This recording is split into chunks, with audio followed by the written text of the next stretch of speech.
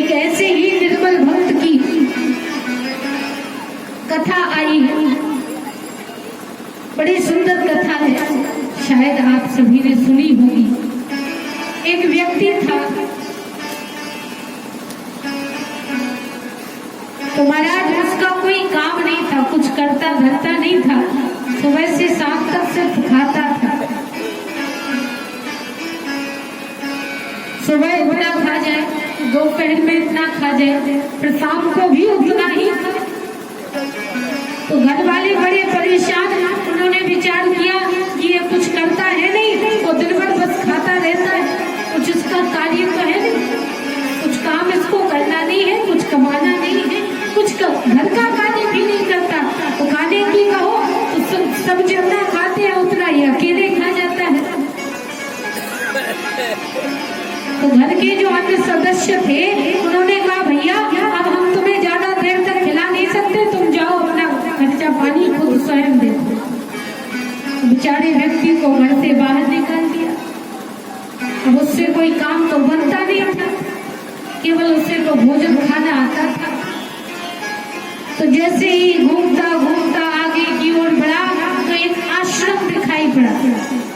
तो आश्रम में जैसे ही प्रवेश किया तो क्या दिखाई पड़ा, बोले बड़े बड़े संत बैठे हैं, बड़े बड़े महात्मा गण बैठे, इतना बड़ा बड़ा पेट निकला हुआ।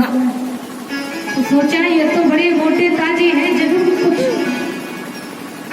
अलग इनको खाने को प्राप्त होता होगा, कुछ बहुत सारा इनको प्राप्त होता होगा, खूब खाने को मिलता होगा, चलो इन्हीं के पास में चलते। तो सोचा ऐसे जाएंगे तो शायद ये हमें आश्रम में ना रखे। तो साधु वेश धारण किया, माला ले ली और अब चल दिए। आश्रम के महंत जी के पास में गए, हाथ जोड़ लिए, हे महाराज कृपा करें,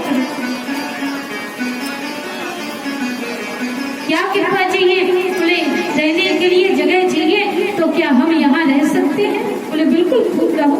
बोले फिर महाराज भोजन? बोले भोजन की क्या चिंता है, 2 बार प्रसादी मिलती है, खूब पाओ। बोले महाराज मेरा तो 2 बार से कुछ होने वाला नहीं है, तो मैं जितनी बार भूख लगे उतनी बार बैठ सकता हूँ। बोले हाँ कोई बात नहीं, जितनी बार भी मन करे उतनी बार बैठ सकता हूँ, खूब खाओ। बोले काम क्या करना पड़ेगा? बोले काम कुछ नहीं, बैठकर भगवान का नाम लो। अब तो महाराज बड़ी मौज, बड़ा प्रसन्न, काम भी कुछ नहीं है, खाने को भी खूब, ये सही है। तो बेचारा खूब खाता, खूब परमात्मा का नाम लेता था, दिन रात भगवान का नाम लेता रहता, और भूख लगती तो पंक्ति में जाकर बैठ जाता। 2 की कौन कहे, 5-5, 6-6 पंक्ति में जाकर बैठता, खूब भोजन ग्रहण करता। लेकिन अब उसको क्या पता था कि यहाँ भी विपत्ति आने वाली है। कुछ दिन तो आराम से कट गए, अब आई एकादशी। तो महाराज एकादशी आई तो विचार किया अब क्या करें। अब तो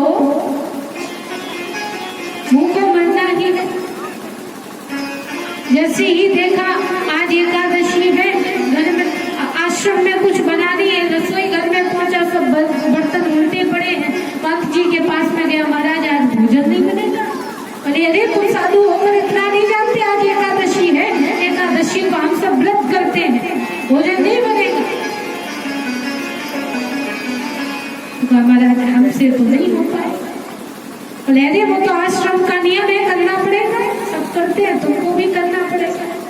बोले महाराज इतने सारे भक्तगण हैं, इतने सारे साधु, हम सबसे करवाओ, हमसे क्यों करवा रहे?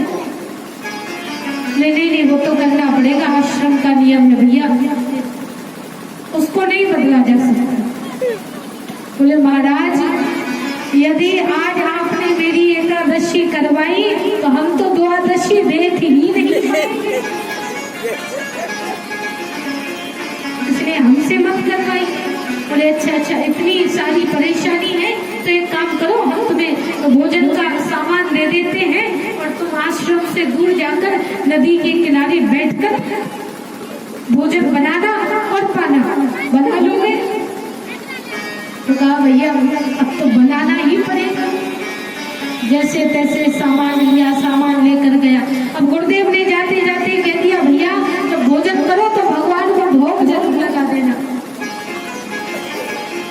अब मन में विचार आया कि भगवान को भोग तो लगाना ही पड़ेगा, तो भोजन तो बना लिया। गुरुदेव की बात ध्यान में आ गई। गुरुदेव ने कहा था कि भैया भगवान को भोग लगा लेना। भगवान को भोग लगाने के लिए भगवान को बुलाना प्रारंभ किया। वो जो भक्त था वो राम जी का भक्त था, तो महाराज उसने भगवान को बुलाना प्रारंभ किया। हाथ जोड़े, नेत्र बंद किए और भगवान को बुलाने लगे। राजा राम आए, प्रभु राम आए, मेरे भोजन का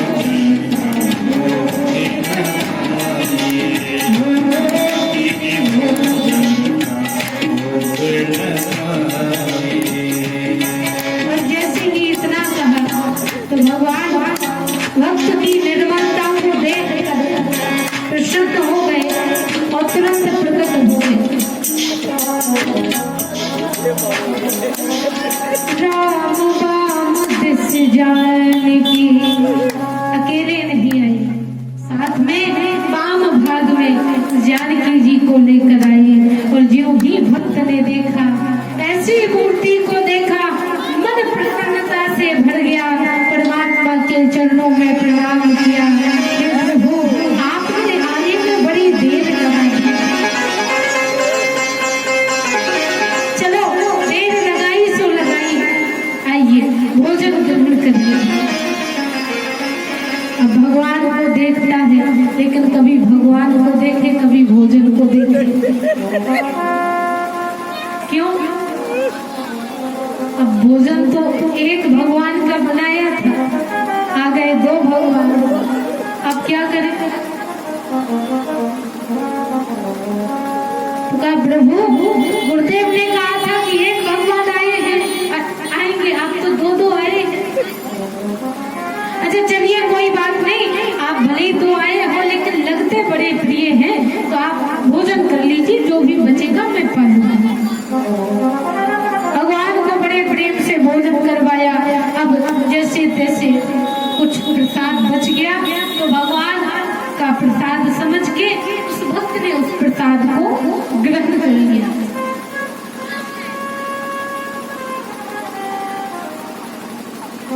और प्रसाद ग्रहण करके गुरुदेव के पास में चला गया, आश्रम में पहुंचा। उसने गुरुदेव से कुछ नहीं कहा, उसने सोचा कि भगवान आते होंगे, आए हैं, भोजन कर गए, कोई बात नहीं, अगली बार से कुछ ज्यादा सामान लेकर आएंगे।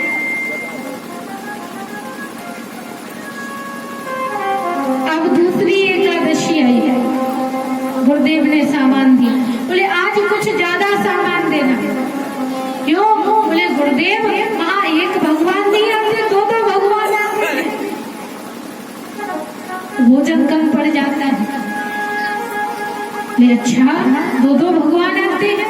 बोले हाँ गुरुदेव, दो दो भगवान आते हैं। तो गुरुदेव ने मुस्कुराया, तो गुरुदेव ने सोचा शायद भूखा रह गया होगा, इसलिए और मांग रहा है, कोई बात नहीं, इसे सामान बढ़ा के दे दो। तो आटा, चीनी, दाल, सब्जी सब कुछ दे दिया गया। अब लेकर गया और भगवान को बुलाना आरंभ किया। राजा राम आए, सीता राम आए, मेरे भोजन का भोग लगाए।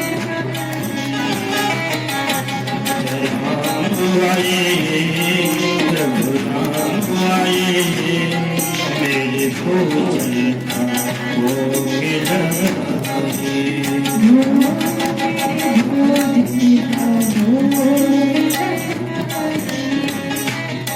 मेरे भोजन का भोग लगाए। हे प्रभु आइए और मेरे भोजन का भोग लगाइए। तो भगवान तुरंत प्रकट हो गए। और कैसे प्रकट हुए? राम बाम दिस जाने की, लखन दाहिनी ओर। अभी तो जानकी जी को लेकर आए थे, अब महाराज लक्ष्मण जी को लेकर आ गए। तो ज्यों देखा तो भक्त क्रोध में आ गया, प्रभु क्या बात है, एक को बुलाओ दो आते हैं, दो को बुलाओ तीन आते हैं, ये है कौन? मेरे भाई है। बोले प्रभु झूठ बोल रहे, बिल्कुल झूठ बोल रहे हो। क्या आपके भाई किसी भी एंगल से नहीं रखते? क्या आपके भाई नहीं है? बोले नहीं नहीं भाई है। बोले अच्छा सगे भाई है कि ऐसी पकड़ के लेकर आ गया? बोले नहीं नहीं मेरा सगा भाई है। बोले अच्छा, तो एक काम करिए, अब बता के जाना अगली बार से कितने लोग आएंगे, तो हम उसी प्रकार से भोजन की व्यवस्था करेंगे। चलिए कोई बात नहीं, आप भोजन पाइए। तो हमारा भोजन पाना प्रारंभ किया। अब जैसे भोजन पाना प्रारंभ किया तो तीनों लोग मिलकर पूरा भोजन खा गए, उसको कुछ बचा ही नहीं। उसने सोचा एकादशी तो हो ही गई, यहाँ नहीं तो यहाँ हो गई। वहां से जैसे तैसे बच कर आए तो यहाँ कुछ नहीं बचा।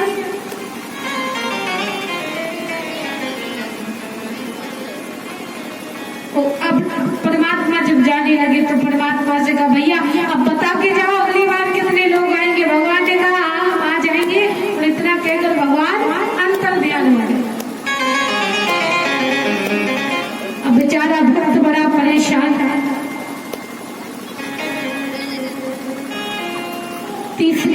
एकादशी आई है।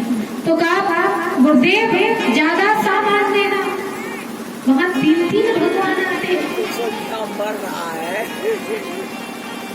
पता नहीं क्या परेशानी है भगवान की। एक को बुलाओ तो आते, 2 को बुलाओ 3 आते हैं। अब 3 को बुलाया है, पता नहीं कितने आएंगे। आज कुछ ज्यादा सामान देना। तो गुरुदेव ने सोचा ये इतना तो खा नहीं सकता, जरूर बेचता होगा,